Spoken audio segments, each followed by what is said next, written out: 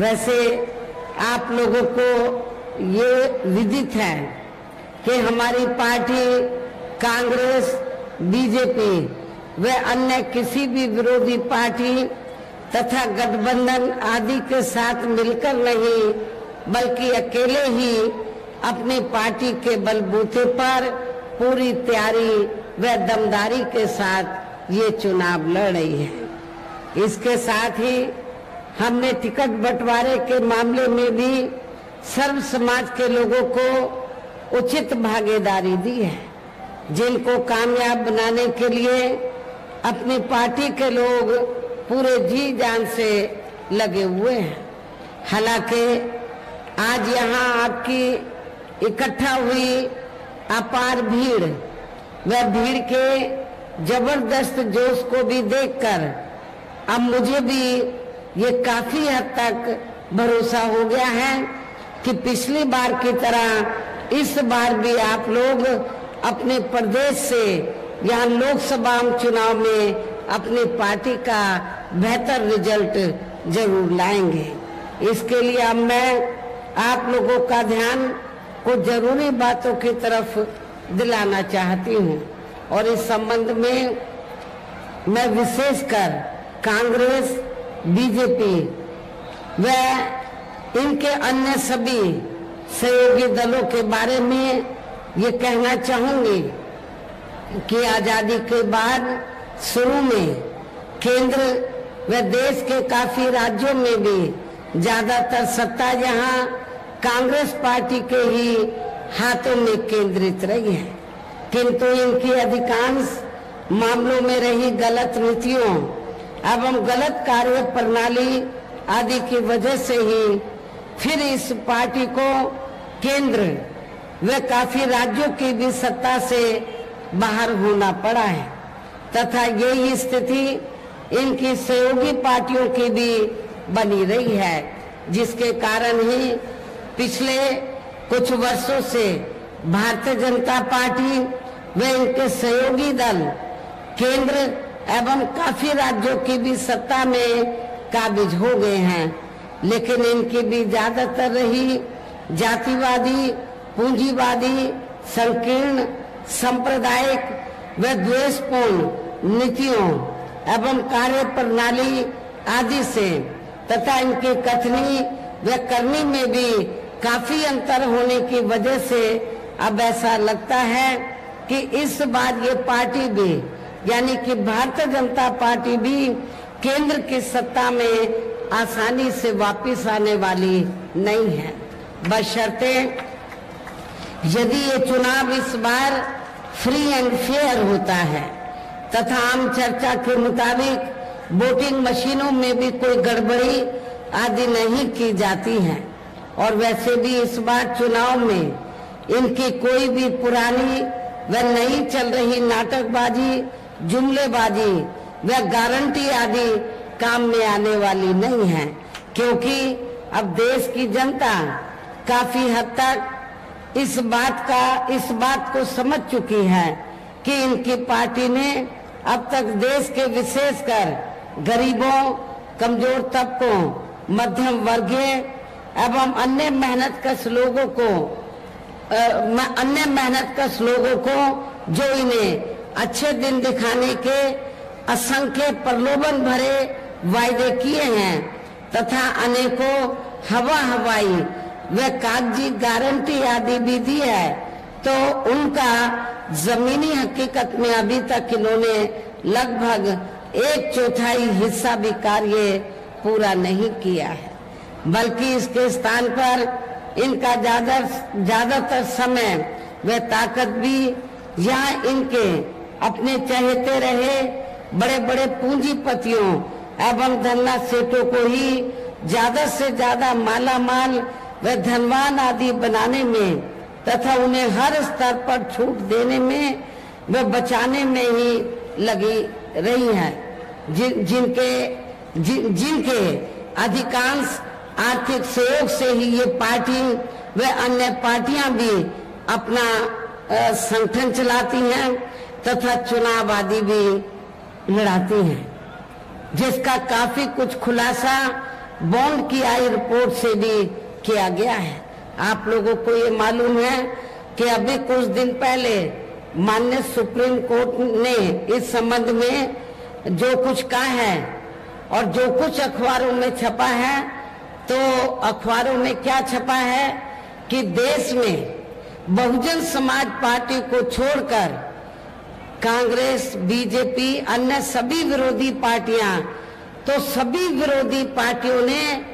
बड़े बड़े पूंजीपतियों के जरिए बॉन्ड द्वारा काफी पैसा लिया है, लेकिन बहुजन समाज पार्टी ने एक भी रुपया किसी भी पूंजीपति से नहीं लिया है, जिसकी अब जांच पड़ताल भी काफी चल रही है। और आप लोगों को मालूम है, मैंने बार बार ये कहा है कि हमारी पार्टी गरीब और मजलूमों की पार्टी है। हमारी पार्टी दूसरी पार्टियों की तरह बड़े बड़े पूंजीपति और धन्ना सेठों से पैसा लेकर न पार्टी का संगठन चलाती है, न चुनाव आदि लड़ाती है। इसलिए हमारी पार्टी चुनाव में भी और संगठन को चलाने के लिए भी अपनी पार्टी के कार्यकर्ताओं से ही थोड़ा थोड़ा आर्थिक सहयोग लेकर तो संगठन को भी चलाती है, चुनाव आदि भी लड़ाती है। इसके साथ ही अब ऐसा लगता है कि कांग्रेस पार्टी की तरह ही बीजेपी ने भी केंद्र के तमाम सरकारी जांच एजेंसियों का ज्यादातर राजनीतिकरण ही कर दिया है। इसके अलावा देश के किसान वर्ग भी वर्तमान बीजेपी की सरकार में शुरू से ही अपनी विभिन्न समस्याओं को लेकर काफी ज्यादा दुखी व परेशान रहे हैं और अभी भी है। जबकि यूपी में 4 बार हमारी पार्टी की रही सरकार ने इनके हितों का भी हर स्तर पर विशेष ध्यान रखा है। इतना ही नहीं बल्कि केंद्र में पूर्व की रही कांग्रेसी सरकार की तरह ही वर्तमान भाजपा सरकार में भी इनकी जातिवादी, हीन, सांप्रदायिक एवं पूंजीवादी सोच व नीतियों के चलते ही पूरे देश में सर्व समाज में से खासकर गरीबों, दलितों, आदिवासियों, पिछड़े वर्गों, मुस्लिम एवं अन्य धार्मिक अल्पसंख्यक समाज के लोगों का भी पूर्ण रूप से विकास व उत्थान आदि नहीं हो सका है। और इस संदर्भ में वैसे आप लोगों को ये मालूम है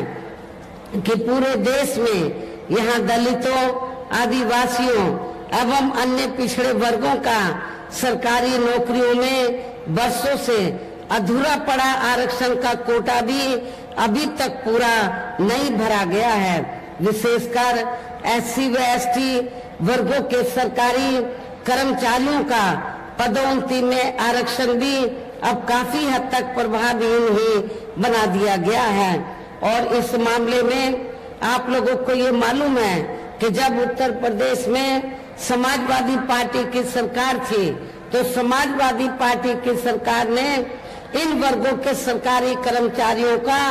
पदोन्नति में आरक्षण बिल्कुल खत्म कर दिया था। साथ ही केंद्र व राज्यों में भी विरोधी पार्टियों की रही सरकारों में इन सभी वर्गों को प्राइवेट सेक्टर में आरक्षण दिए जाने की व्यवस्था किए बिना ही इनकी सरकारों के ज्यादातर सरकारी कार्य अब प्राइवेट सेक्टर के जरिए ही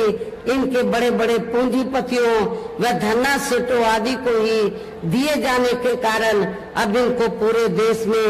आरक्षण का बहुत कम लाभ मिल पा रहा है।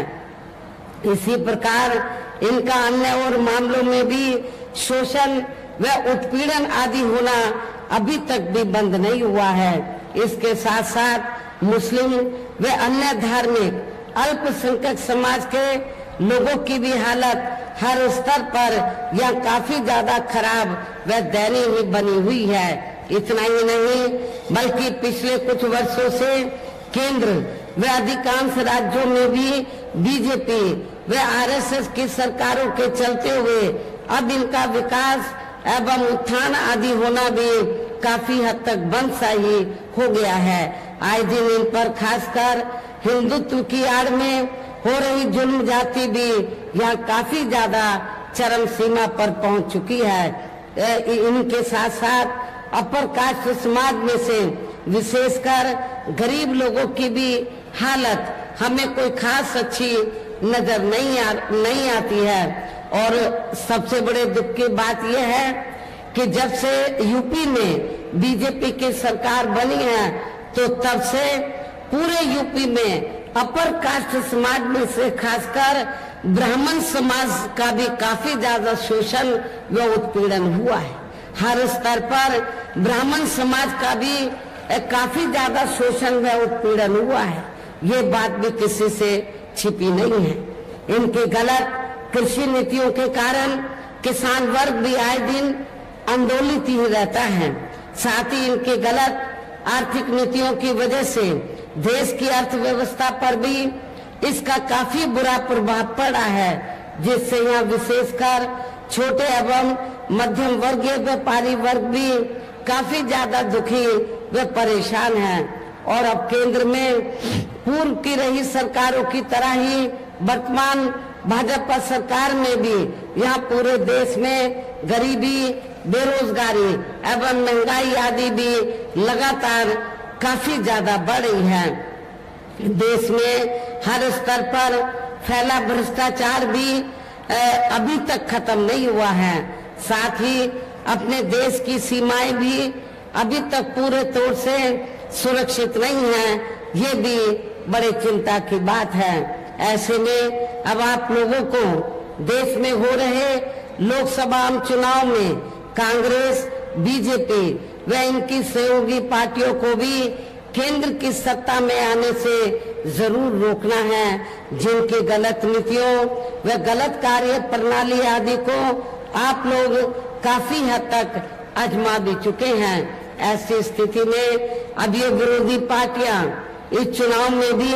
किस्म किस्म के साम, दाम, दंड भेद आदि अनेकों हथकंडे इस्तेमाल करके केंद्र की सत्ता में आने की पूरी कोशिश में लगे हैं, जिनसे अपनी पार्टी के लोगों को हर स्तर पर काफी ज्यादा सावधान रहना है। और इस मामले में विरोधी पार्टियां अपने अपने पक्ष में हवा बनाने के लिए खासकर मीडिया, ओपिनियन पोल व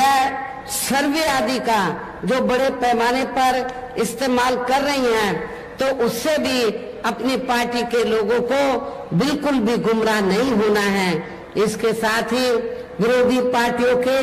विभिन्न रूपों में जारी किए गए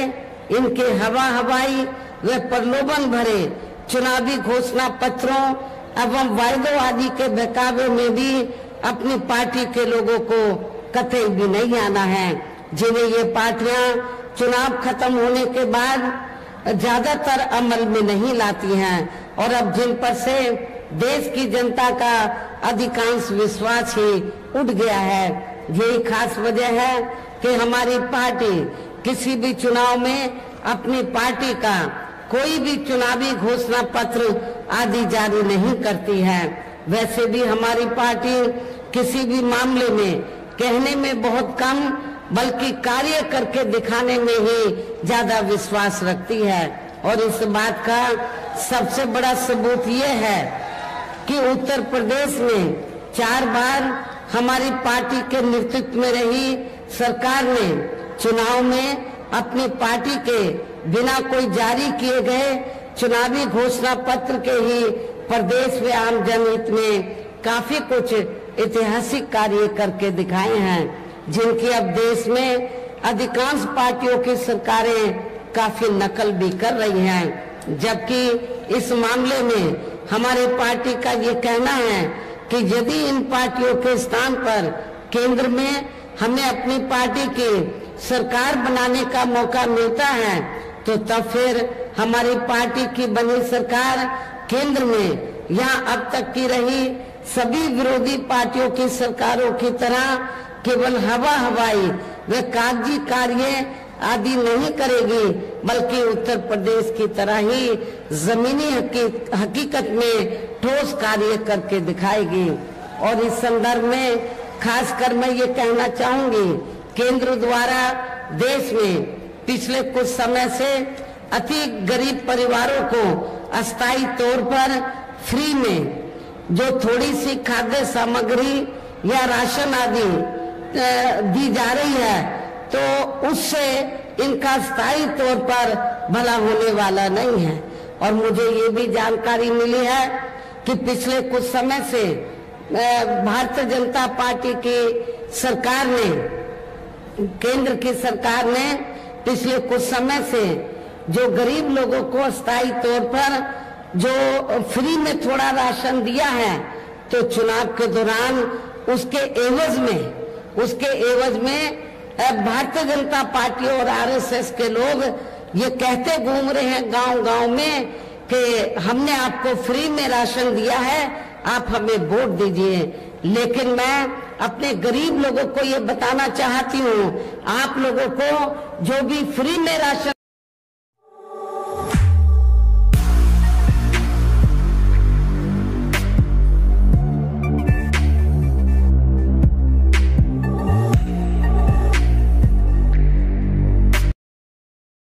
तब्दीली करके जरूर दूर किया जाएगा। धर्म की भी आड़ में, खासकर हिंदुत्व की भी आड़ में पिछले कुछ वर्षों से विशेषकर मुस्लिम समाज के लोगों का द्वेष की भावना से जो इनका काफी ज्यादा शोषण व उत्पीड़न आदि किया जा रहा है, तो उसे भी जरूर रोका जाएगा। और ये सब हमने अपने यूपी की रही सरकार में करके भी दिखाया है। इसके अलावा हमने यूपी में सर्व समाज में से गरीब एवं बेरोजगार लोगों को बेरोजगारी भत्ता आदि न देकर उन्हें बड़ी तादाद में रोटी रोजी के साधन भी उपलब्ध कराए हैं, जो अब ये कार्य भी अधिकांश ठंडे ही पड़े हैं, जिनको फिर केंद्र में बीएसपी की सरकार बनने पर प्राथमिकता दी जाएगी। कहने का तात्पर्य ये है कि देश में इस समय हो रहे लोकसभा चुनाव में विरोधी पार्टियों के जारी किए गए उनके हवाई व प्रलोभन भरे चुनावी घोषणा पत्रों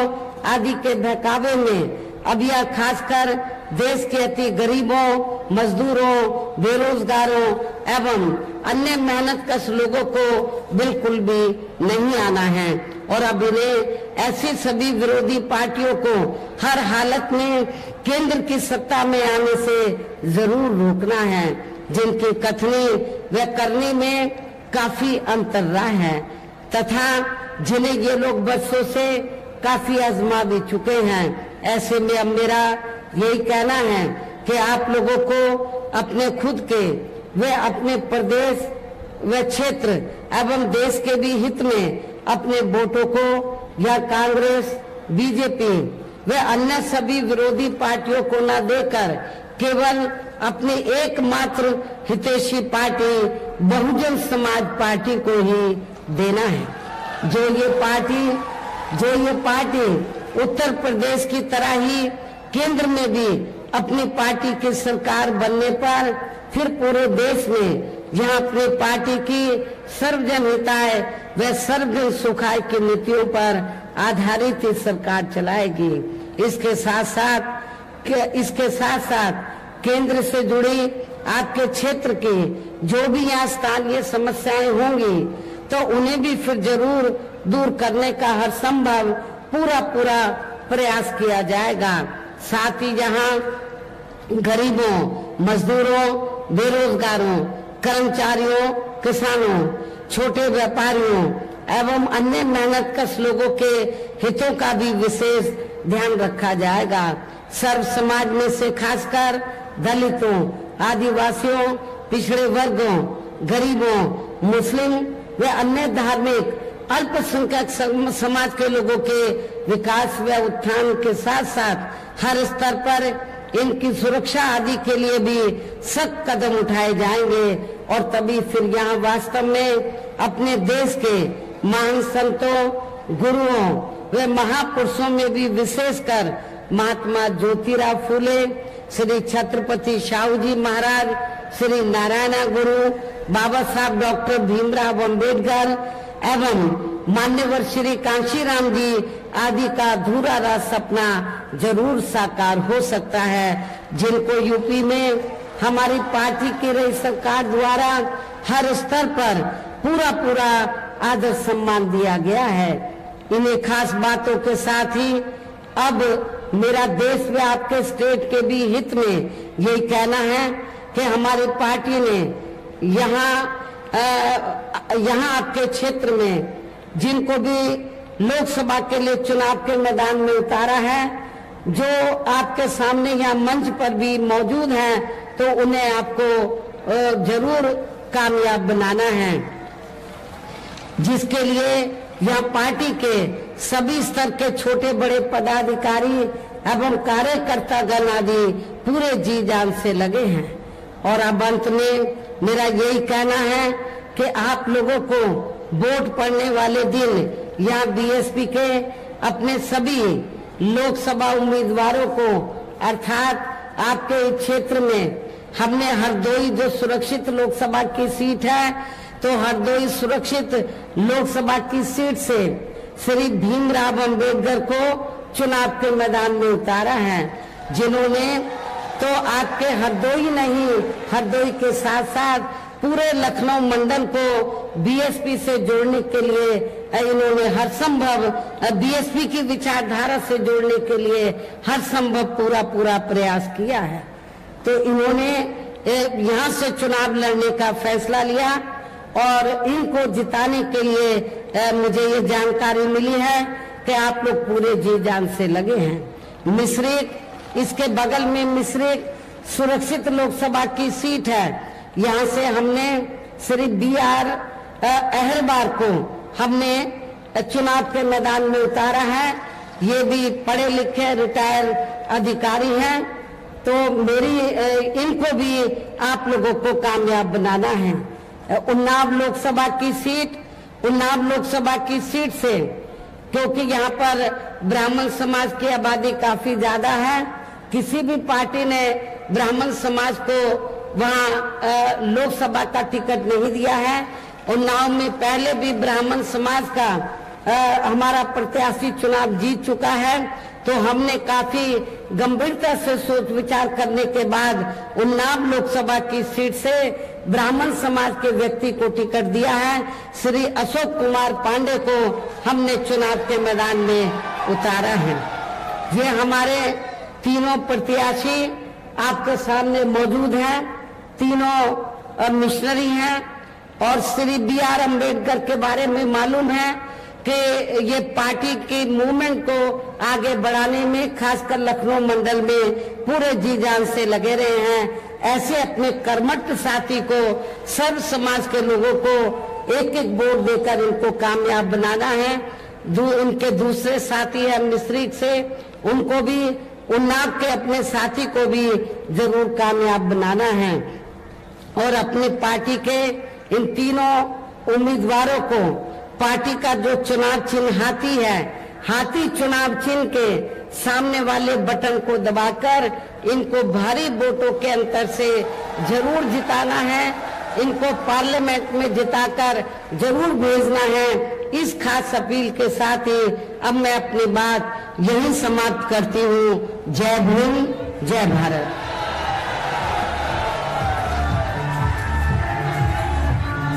बहुजन समाज पार्टी जिंदाबाद, बहुजन समाज पार्टी जिंदाबाद।